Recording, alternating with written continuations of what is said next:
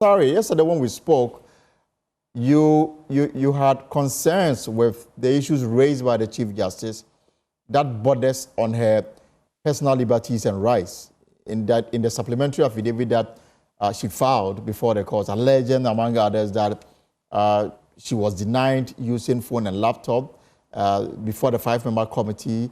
She was searched, and according to her lawyer, she was even searched by a male, representative, and she was also not happy with the fact that the entire proceedings is taking place at a former seat of government, the Osu Castle. Now, the court took a decision that the entirety of what Article 146 pretends is that everything should be held in camera, and for that reason, the court should not be going into a matter that should not be discussed in the public domain. Is the court right to have come to such a decision? Well, thank you very much. I think that the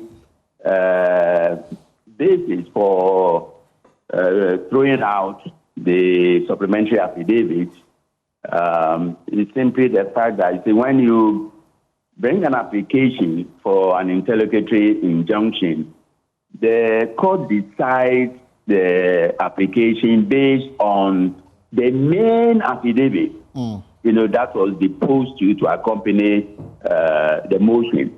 Now, before you can rely on a supplementary affidavit, you have to have the prior leave of the court to use it. Otherwise, if you file it, without leave of court, it will be thrown out because it is not allowed.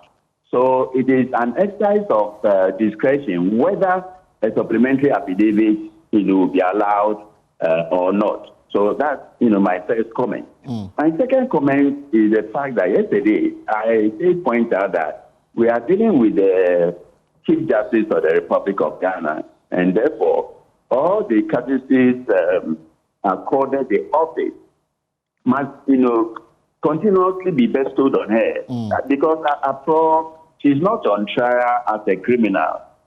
So whether the matters were contained in a supplementary affidavit or not, the Supreme Court must take judicial notice of the fact that the person in front of them, directly in front of them, is their own colleague, and head of their institution.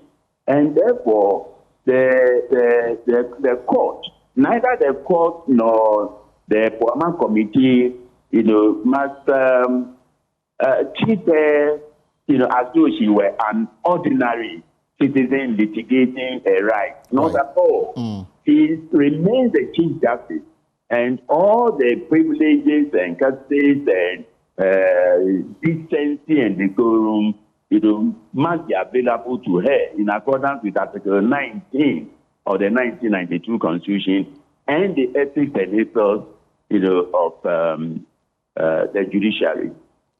But